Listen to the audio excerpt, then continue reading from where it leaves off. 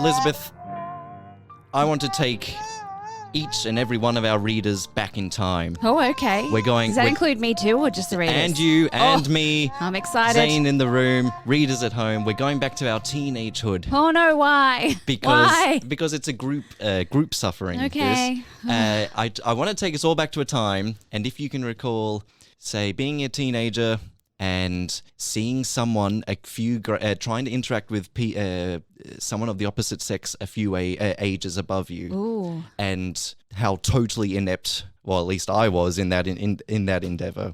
You know, if you're in grade 9 and there's a girl in grade 10 or 11 and just I have a dog. just your tiny little teenage brain can't handle. Because I went through high school doing a lot of productions, so theatre, a lot of shows and all that, and you get mushed together with all different grades, and just a terrible, awkward time of just, wow, look at those. They're women in comparison because they're older. Oh, wow. Not to mention the fact that we mature a hell of a lot faster. Yes, that's fun. See, I can't relate in that way because I was always assumed to be much older than I was. And so I was always, getting myself into trouble chatting to people who were quite a bit older than me. And then they're like, oh, you're only 14. I'm going to back away slowly into the bushes now. Yes, fair enough. Yeah. But, very, very awkward, embarrassing part of life. As a teenager, actually having to relate to somebody who you have a crush on is very difficult. Oh, yeah. Regardless of how old you are. I always used to find that I had crushes on gay men without realising that they were gay. That's a classic. And so I was doing my best flirty eye batting, and I was thought because we were being touchy-feely that it meant that they liked me, but it was just because they were very affectionate and a little bit femme. No. I don't know how many teenagers we have listening to this pod. But what would your advice be to those teenagers now going through the same thing? Oh God, this too shall pass. Yes. I don't think there's any advice I can give you that will help make teenage communication easier. Yeah, it's a bit like most things in your life are embarrassing or awkward or difficult. This is just another one to put on the tab. But also, sorry, kids. Don't grow up. It's a trap. Yeah, take your time. Take your time growing up at least. Stop wishing away those years because you'll get to your 30s and 40s and be like, those were the days. And then you become that person. All I wanted to do today was remind everyone listening of that one moment in their history when so they you've embarrassed us all. Oh, yes. Yep. Yep. It's a group effort, this one. Welcome to Ghost of Boyfriends Past. Sorry about that, everybody. This is something I was reflecting on earlier Group today. Therapy through trauma. That's what we bring to you. I'm right. Liz Best. I'm Tom Harris. Hello, everybody. I hope you're well. This is one of our main episodes. We're recording at night, which is strange. Yes. Normally we record during the day on a Saturday, but thanks to some lovely building works in the last episode, we decided to postpone this one so that there wasn't hammers and jackhammers and buzzsaws going off. We are nocturnal creatures today. I'm not used to it. I'm usually a bit peppy from my weekend, and I'm kind of a bit more mellowed today. See how the energy changes. But it is a main episode, and a main episode, as everyone knows, say it at once, means we have a guest. Yes. And again, our guest today is again calling in via Zoom. Hopefully we don't have any major problems with that. She's an accountant. Yes, it was very emphatic that we mentioned that yes. so that we can make a joke out of it.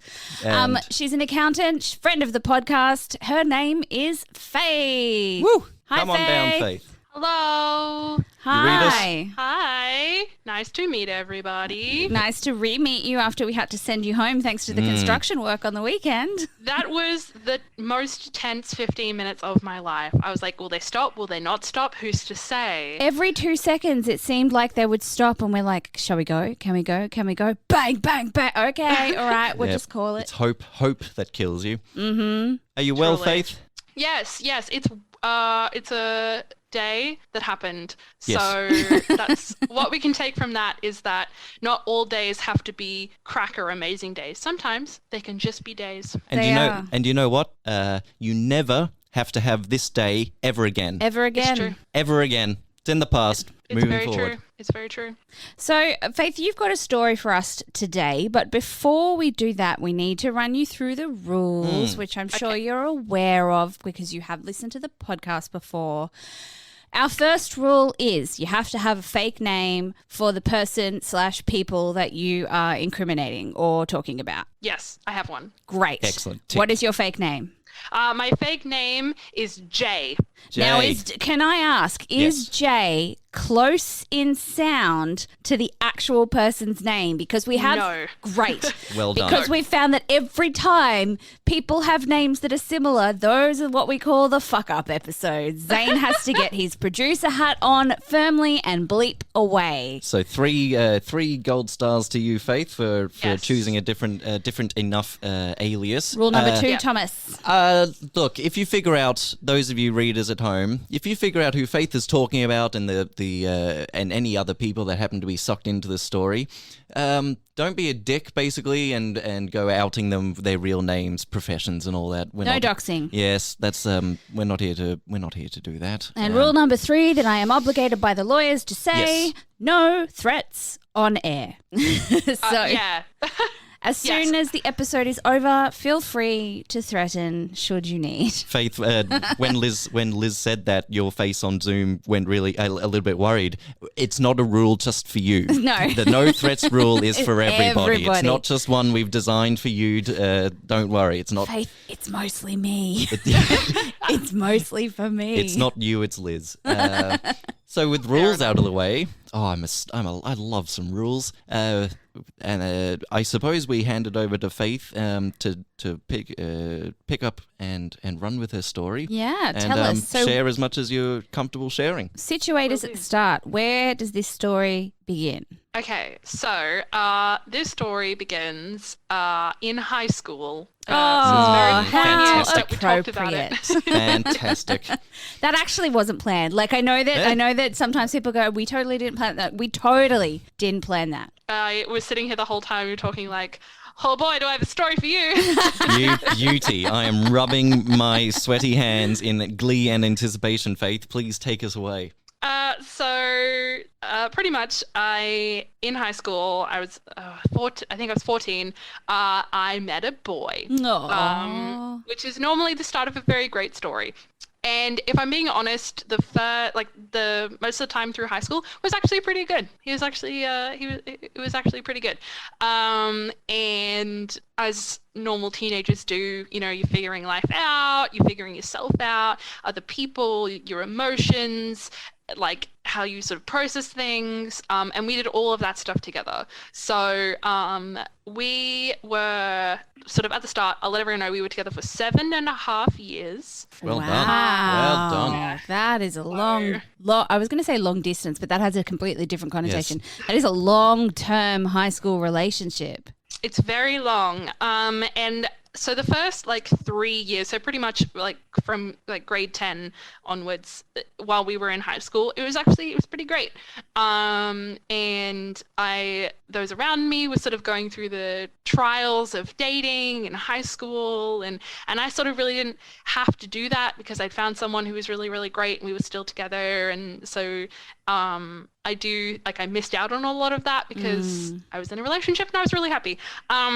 So things sort of started to amp up, I guess, when high school finished. He was also a grade above me.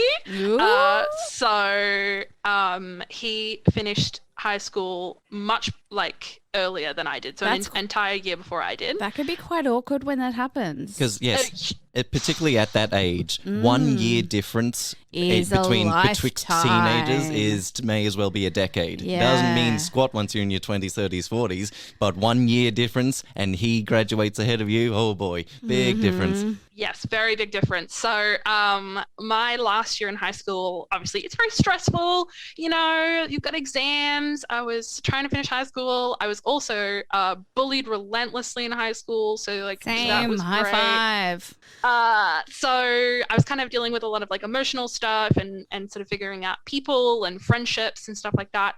And he was kind of already done. and he didn't have any of those problems, so he wasn't a super kind of help about it, because he just sort of didn't really know how things went. And expecting emotional maturity from a 17 to 18-year-old boy, I mean, really, I'm shaking my head Yeah, right zero- now. It's zero- just impossible. Zero, No. 0% chance. No. it's Zero. just not going to happen. No.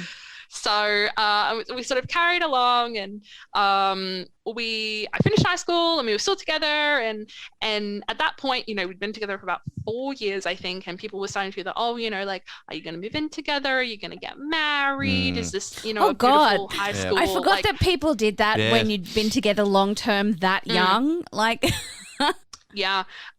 It started it sort of started around 18 or so.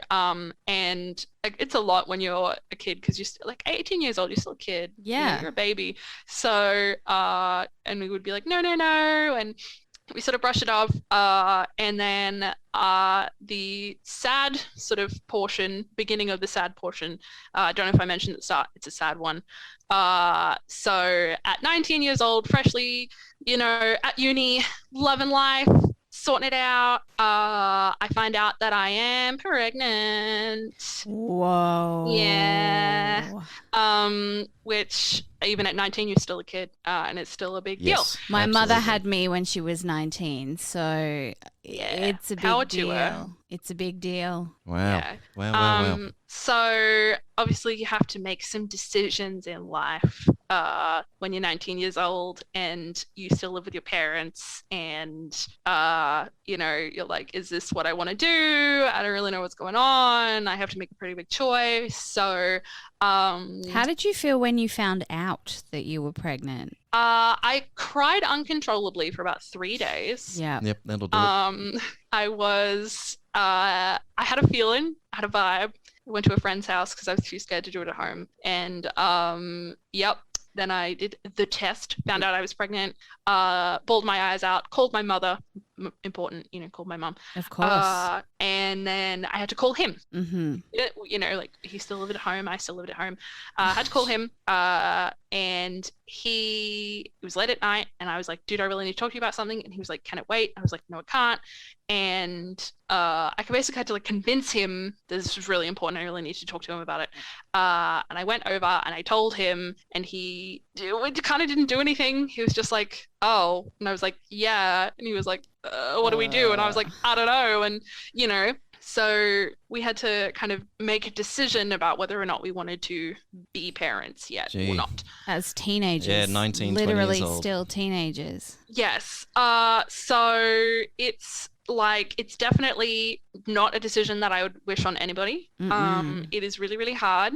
And it was just kind of a lot. And ultimately we decided not to be parents. Because we were still young and I had things I wanted to do, and he was an apprentice, and it was not a vibe. Yep. No. His family are quite religious. Oh. A wrinkle in the tail. So yeah, his family's quite religious. So he just never told anyone.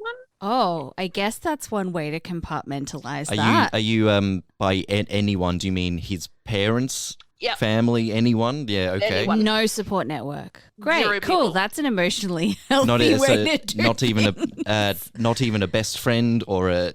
No. No. If he did, he never told me. No. He basically just didn't tell anyone. And whiz. I obviously my parents knew, and my friend that I was Yeah. at her house when I found out. And surprisingly enough, my boss, because I working casually, and I got the phone call with the blood, like they do a blood test to confirm it.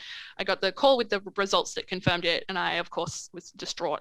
And my boss was really lovely, and she was like, "What happened?" And I was like, "Here's the skinny." So What that a was good it. boss. I mean, it's Yeah. a shame Good that's not the status quo, but it is not the status quo. It's not. So anyway, so basically that happened. He didn't really tell anyone. We didn't talk about it.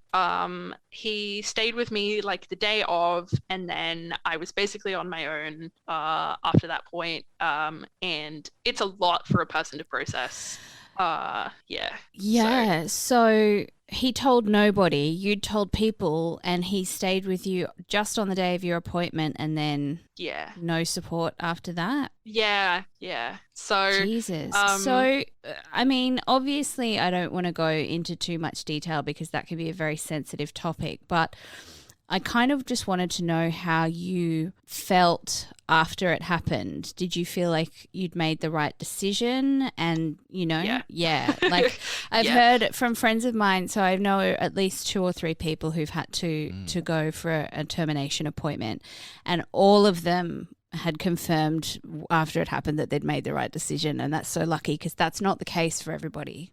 Yeah, it's hard to describe. Your body kind of goes through a lot in a short period because your like hormones are completely unbalanced. So Mhm. like part of you, well, at least for me, part of me really mourned it and I was really sad about it. But I think a large part of that is due to the hormonal changes that your body goes through. Well, yeah, Um, absolutely. Like even people who are trying to get pregnant and whatnot, like the hormonal changes that you go through because your body and your brain are like programmed scientifically to make you want this. yeah. So, and I know that like not disclaimer, not everyone agrees with my choice. No, and that's a whole extra layer on top of that it's not universal pro-choice. There are a lot Yeah. of people who are against that. Yeah. So, but that was the choice that I made. I think it was a Yes. very, very good decision. And we kind of moved on. And from that point, I was like, look, what are we doing? Yeah. We've been together, I think, 4 or 5 years at that point, and I was like, what are we doing? Like, Well, do it you would want? cause you to reevaluate a lot of things, right? Yeah. Pushing I- yourself that far into the future before you planned it. Yeah, I definitely felt very different after the appointment. I felt like I think a bit more of an adult at that point because I was like, okay, like I've made a pretty adult decision here. Yeah. And, like And it's- I Was it also because he didn't tell people that he didn't I don't know, meet you halfway? Is that Yeah, I definitely sort of a recurrent theme in the relationship, pretty much until it ended, was that I oftentimes would have issues or have feelings about something, and he just didn't. And as a result, I was the one who was either incorrect or had to sort it out because I was the one with the issue. So it was kind of my thing to do. And once you notice these things, it's very hard to unsee them. Yeah. So I kind of fast tracked us a bit into like moving in together because I was like, look, like we've been together for this amount of time. Like, do you want to be with me? Is this what we're doing? Because I don't want to, like, people are asking questions. There's a certain level of obligation that we have here. I feel like I've spent 5 years with someone and he's pretty content to just keep living his life as it is, and I'm not. And like, so like we moved in together, and prior to moving in together, he was very comfortable at home. Had a great life there. I mean, surely it was not without any like its issues, but like he was very well taken care of at home. Having dated So- someone who went straight from his mother's house to living on res at uni for a year to my house, there was a vast difference in the amount of maid service and Yes. pre-prepared food in the situations, to the point where I ended up saying that he had to go and live by himself before I would actually settle down with him. I don't blame you for that. It's It's hard being someone's mum when you're dating them, isn't it? And frustrating and comma and comma and comma. Yep. Yes. Yep. Yeah, so it's definitely I definitely was not quite prepared for the level of housewifiness that was required of me in the space. So and I don't blame I don't blame his parents for like his behavior or like basically the life that we lived, because I think that they were simply a product of their time and he was a product of them and stuff like that. So I sort of realized when we moved in together that like he had this very set idea about what he wanted his life to be like, and I was not often consulted about what that is, and I was merely expected to be there. That's rather not a than partnership. No. Yeah, it's not really like I wasn't really participating. I was just kind of there.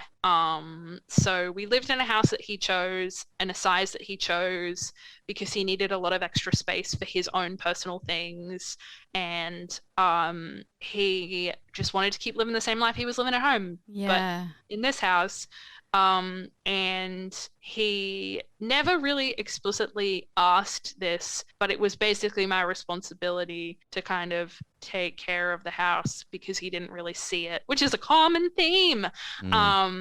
And he planned his life and his time around himself, and then I also lived there.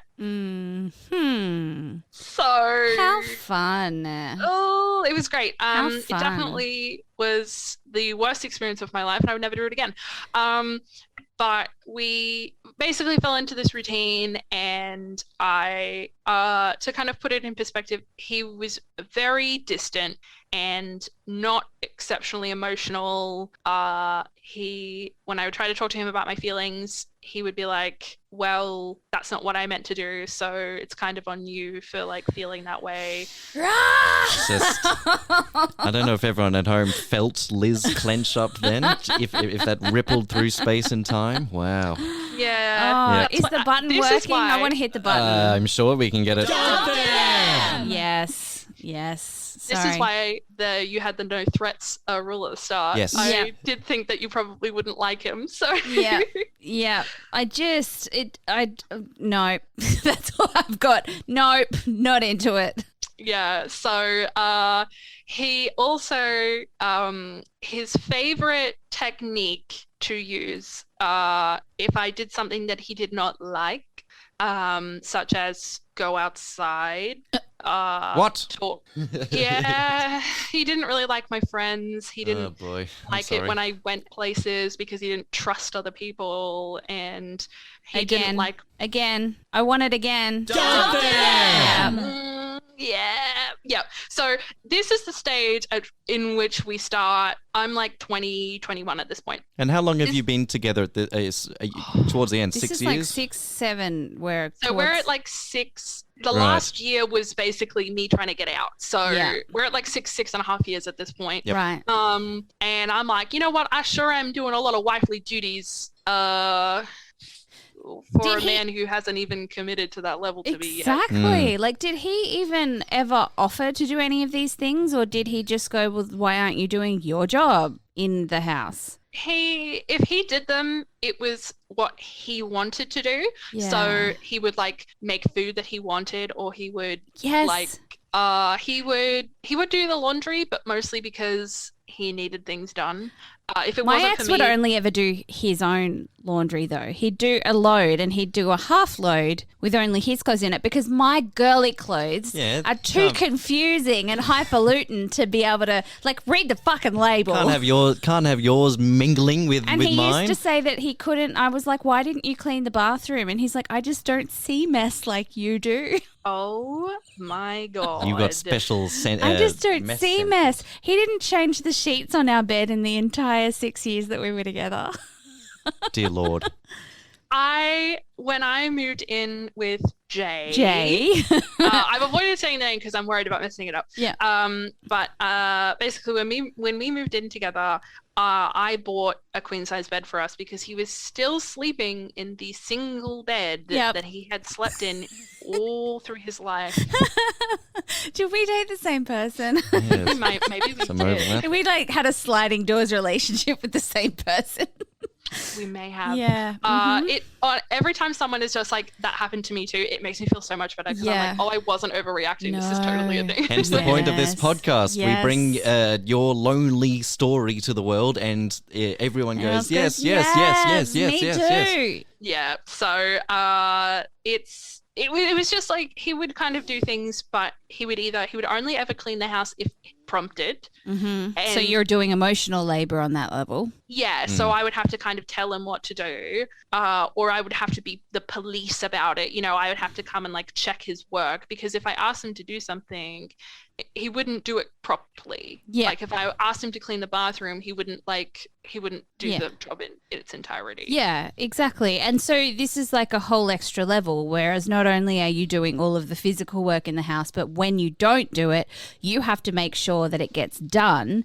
And, if they're like, these people, they sometimes just go, why can't you just tell me? And I'm like, it's not your job to police how that happens. They should know how to adult. You don't have to carry the load of making sure everybody else does everything. Absolutely. Yeah. You're not you shouldn't have to raise your man. No, I definitely felt like a mother, and I felt like a maid. And I actually don't think I have a particularly high standard of house cleanliness. I think I'm pretty like normal. But he just wouldn't see it. And he wouldn't do it unless he was asked by me. Yeah. And then if I did ask him, it was a big to-do and a big song and dance about doing it. Did he want a so- medal every time he actually did something? No, he would just kind of huff and puff, Ah. and like it was only ever if I prompted it, and only ever if I was like, we're doing this. Like I did not feel as though he would unprompted do these tasks. And Did you it ever might- get to the point that you wanted to Mexican standoff and just do nothing forever? I did. Yes. I did do that. Except I have to sleep in those sheets, and that was really gross. And I would like, change if this is me now. So me back then did everything. Liz now would say, "Cool. So if you don't want to clean it, you don't get to use it. So if you don't change the sheets on the bed, you on the floor.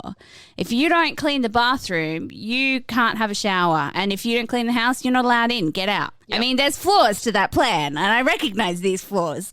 But I would have been petty. Now, it got really hard, and when I would try to bring stuff to him, he would basically do exactly what I said before, where he would be like, well, it's not that big a deal, so you just need to like get over it, or like process it, or like come to terms with it. And I'm like, cool.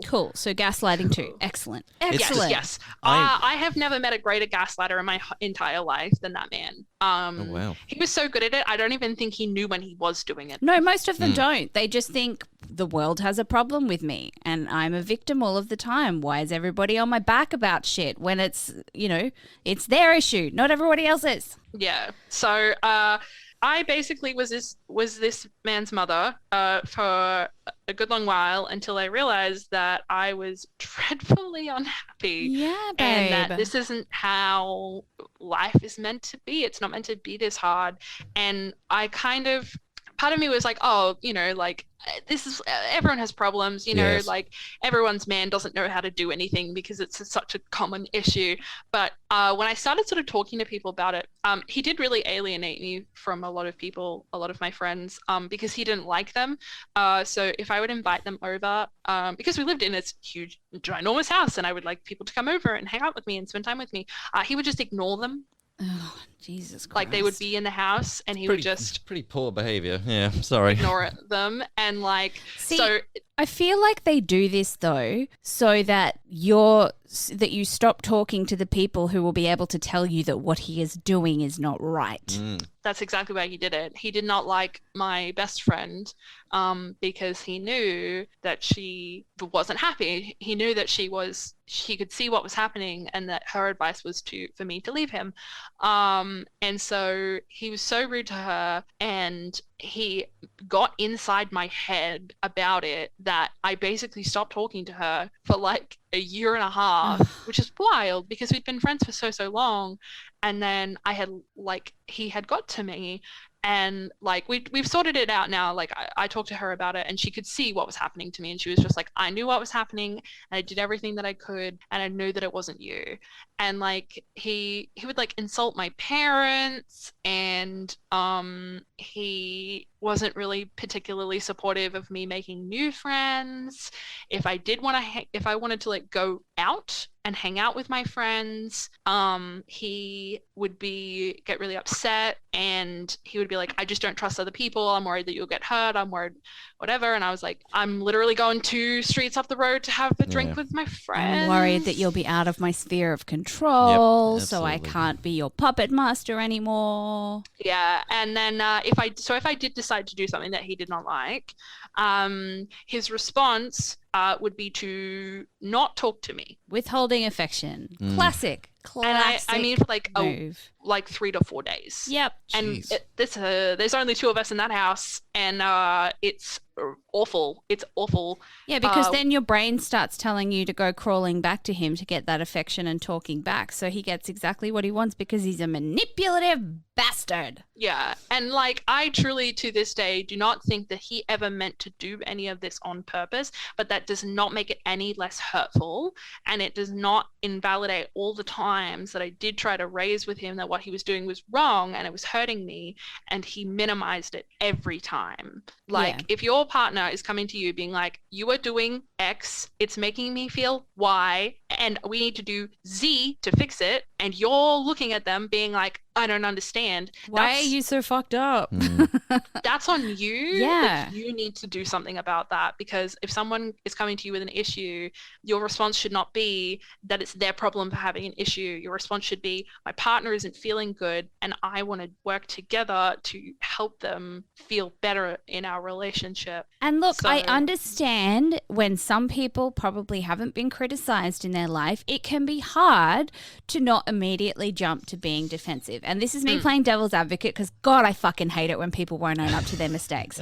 Yeah. But I'm acknowledging that if this is the first time in your life that someone has come to you and said that there's a problem, and your immediate reaction is to get defensive, you need to start and look inward and figure out why that is your gut instinct to Absolutely. get defensive. Because usually it's because you see a kernel of truth in there and you might need to address that. And it's hard. It is hard to step up and acknowledge when you are hurting somebody else, because no one wants to be told that they're hurting somebody else. But you cannot live your life constantly telling everybody that the problem is with them, because you'll leave a trail of really fucked up, a trail of people that you've really hurt in your wake, and nothing will ever get any better for you. You will That's right. constantly have people. The same problems will keep boomeranging back at you again and again and again, and you'll just keep batting women like women after women away if you don't learn. You'll just Yeah. do the work. If you do the work, It's scary and it's hard. it is hard, but it will make your life tenfold easier down the track. It just Think of will. how fulfilling your relationships would be if you weren't a douchebag. Truly. I got so tired of doing all of the emotional work for him when I would try to talk to him that eventually it was no longer fruitful for me to bring things to him. So he That's won. exactly what he wanted. yep. Yep. Yeah. So he won, and I ended up basically in that house, and it was a big house and it was wonderful. And I have truly, I've said this before, I've truly never felt so alone in my entire life than I did living with him in that house. And I have been to that house after our relationship has ended, and that house was a prison, and I can't even drive past it. No, well, it's trauma Because- response now. Yeah, I felt so small and so silenced that and then I was embarrassed. I was Yeah. embarrassed that I'd let that happen to me.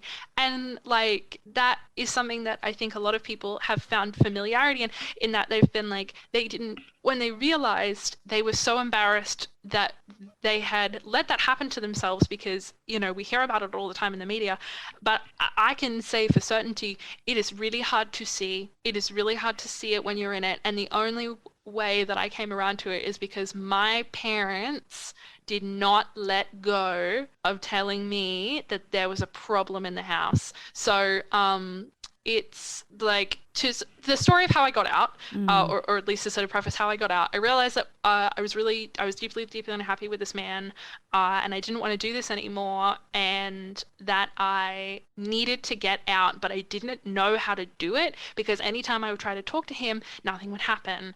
And so my mother used to come and stay with us because she lives in Toowoomba, but she'd work in Brisbane sometimes, so she would stay in our spare room. We had plenty of room, so and he hated it. Of course. And she would come and stay with us, and this is sort of, as a little tangent. Sorry, it's a big story. As a little tangent, my standard evening would go. I would come home from work and I would be like, okay, like I have to make dinner before he gets home, so that dinner is ready when he does get home. And he would arrive home. He would, I'm not going to say this about him actually because it's really sort of telling of who he is. Basically, he would arrive home and I wasn't allowed to talk to him for 30 to 45 minutes after he got home. I explain what my face is doing right now.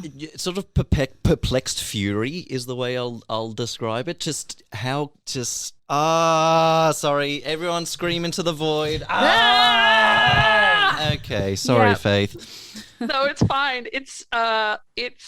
I sometimes I really wish I was making this up. I really, really do. No, and look, honestly, we've had plenty of guests who've come on before who tell stories like this and go, I just don't understand. Like, I don't understand how strong, independent me, let this happen. But it's so slow. It happens so slow over such a long period of time that by the end of it, up is down and black is white, and you have no fucking idea. Yeah, it's And you do it so that he doesn't not talk to you again for a couple of days. Yeah. So he would he needed time to cool down after work. So I wasn't allowed to talk to him for about 30 to 45 minutes. He would come home, he would get a drink, he would go into his office, and I wasn't allowed to talk to him. And if I bothered him, he'd get really upset. And then dinner would be ready. He would take his plate, go back to his office, sit in front of his computer, eat his dinner. We had a perfectly nice dining table that we actually painted together. And I had explained to him when we moved in together that I had never owned a dining table or lived in a house that could have a dining table. And so I really wanted to eat at the dining table. It's quite special to me. And that was few and far between. So I would eat alone. He would eat, and then he would come out, deposit his plate. Sometimes he'd wash up, depends. Deposit his Yes. plate. Drop it And off. then he would go downstairs. He had an entire area downstairs that was his. And he would go downstairs and he would stay there all night. And sometimes I would go down and try to talk to him, but he mostly ignored me. And I never felt particularly welcome in that space. Sometimes he would invite over his friends, not tell me that people were coming over. And that was my life. I'm so sorry you had to Likewise. deal with that. That's fucking horrible. And it just must have been like that Pavlovian response of every time he starts pulling away, you feel like you need to keep him happy and walk on those eggshells so that you don't get punished further. Like, Yep. And now I'm like, I mean, I've had a lot of therapy. well done you, as should we all. So, and I haven't even begun to scratch the surface of how I felt and what happened to me. But I have a trauma response now to that behavior that I am now working desperately hard to unlearn. But basically, if I had an issue or I wanted just a crumb of affection, if I wanted that man to speak to me, if I wanted anything, I was like, everything has to be perfect. Yeah. Gee. Oh, Just I not know good that enough. well. It's That just is a not good hard enough. one to unlearn. It's like, I'm like, if the house is perfect and the dinner is cooked and I don't talk to him within 30 to 45 minutes of him coming home and everything's ready, and then there'll be nothing for him to complain about and there'll be no issues and he'll spend time with me. Yeah. And you know what? He never did. Hot take, he never did. No, this is like that episode where my friend had a go at me because I was washing the stove in a ball gown because I was like, if the house is perfect, when he comes home, he's not going to yell at me about anything. In a fucking ball gown, Faith. Yep. So, Faith, what brought this whole saga to an end? What finally did it? What finally did it was my mother, who was coming to stay with us, had basically noticed that this behavior was really bad, and I would call her crying all the time. She came over to stay, and at this point, I had become a raging alcoholic because I was miserable, and we went to the bottle shop to get wine for dinner, and then I sat in my car and I drank the whole bottle in my driver's seat. Oh, baby. My mum beside me, and I was in tears, and I was like, I need to get out, and I don't know how. And I think I was out within 2 months. My mum was like, Mama's like, I'm going to get this Here done. we go, yeah. Yep. And credit where credit's due to another person in my life who I don't actually associate with anymore at the time. But he helped me get out because he helped me see that everything that my partner had convinced me about myself was not true. I was like, no one will ever love me, no one will ever want me, blah, blah, blah, blah, blah. And he was like, that's untrue. And I definitely do. And what's happening to you is terrible. So he did help. Yeah. Good man. That I could see that I was like, you know what, I will be okay if I get out. Yes. And I had somewhere to go. I had to move back in with my parents. I had somewhere to go. And then I was like, okay. And then I just had to pick a time. And if anyone has ever gotten out of a situation like this, probably understands that feeling of not bargaining, but that feeling of well, I can't do it then because it's Christmas. Well, I can't do it then because it's someone's birthday. And you do this excuse making, yeah. This timeline where you're like, okay, when is the time? And I decided to do it in that period between New Year's Eve and his birthday. Yeah. I was not going to say when his birthday was because yes. But and then how did you do it? I sat him down at the table and I was like, I can't do this anymore. I don't want to do this anymore. And I'm leaving you basically because I'd never broken up with someone. I didn't know how to do it. Yeah. And he was so shocked. How? He was like, what? Are you kidding me?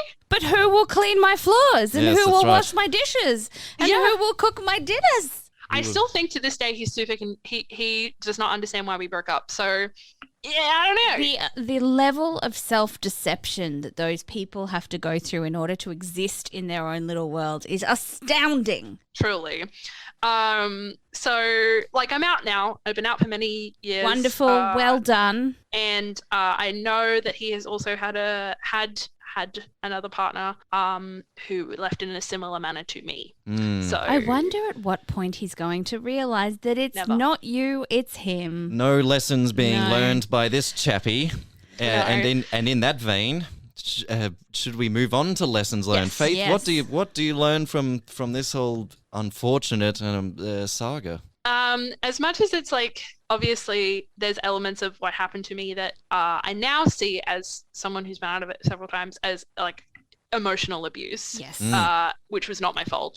I do feel as though I have worked really hard on communication and communicating better in relationships and learning that if you're trying to talk to someone and they're not getting it, at some point you have to let go. Yeah. Because you're only going to keep hurting yourself. And if you can, communication is a skill that everyone has to learn.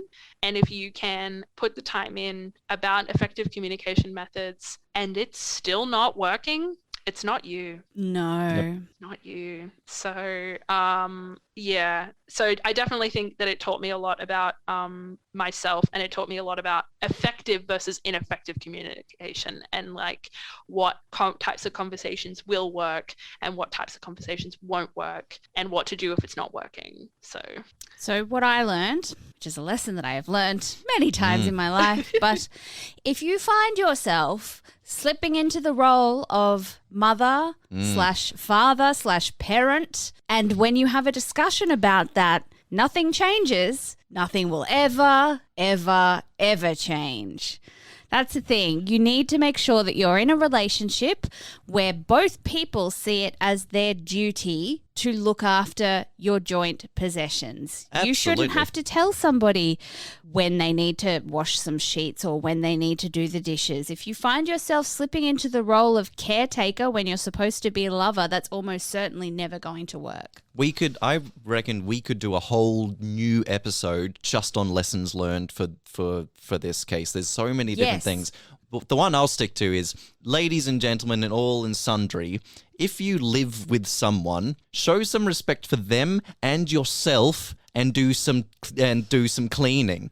Forget the other person. Show yourself some self-respect and get the Hoover out and do the floors. Show yourself some bloody respect. Because sitting there is waiting for someone else to clean your mess. It's just you living in your own mess, you filthy motherfucker. Sorry, I'm getting carried away here. No. I am a neat freak, can you tell? And in my relationship, I do most of the cleaning. But that's fine because my girlfriend does other things in return. This is the thing, and I've said this a million times, is that when you are in a relationship with someone, and it doesn't have to be a romantic relationship, it's any kind of relationship, you both, you think of the relationship as a bank, and you both have to contribute, and it doesn't matter what currency that you contribute in, as long as both of you are contributing. So if some of you do the housework and one of you does the gardening and one of you does the cooking, if one person is continually depositing that currency in the bank and the other person is continually withdrawing without making any deposits in any love language currency, fuck them off. It's bad line of credit. Like, there's no way that's ever going to work out. And look, the only way that you can change people who are like this is when they're a baby. Like, changing nappies is the only time that you're ever going to make those people change. Like, it's butting your head against a wall.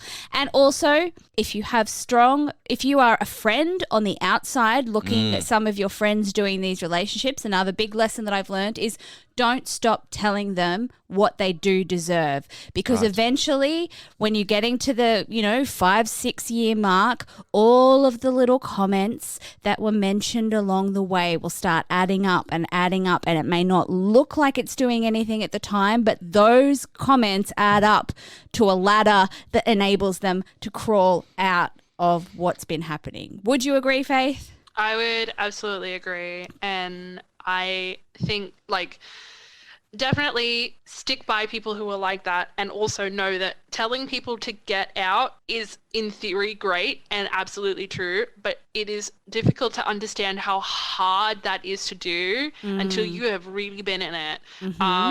Because I think about all the times I should have left, all the times he did things that should not have happened, and I still didn't go, and people told me to leave, and it's really not like you kind of have to come there on your own, but it's definitely don't leave them. Just provide the support where and when you can, and eventually the message will get through. Faith, thank you so much for sharing that story, and I'm so happy that you are out of that shitty relationship and into one that is, hopefully a lot more communicative and reciprocal. It is, I would say, leagues ahead. Amazing. I feel before. Excellent.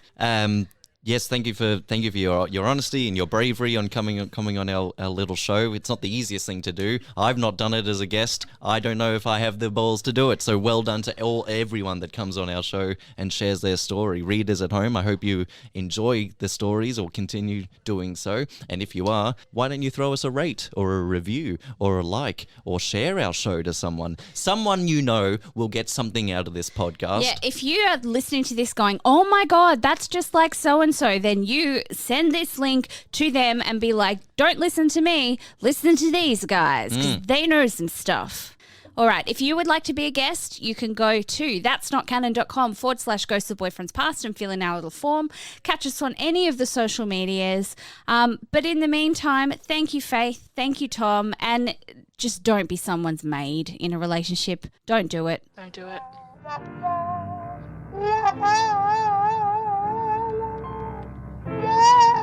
La la la la la la la la la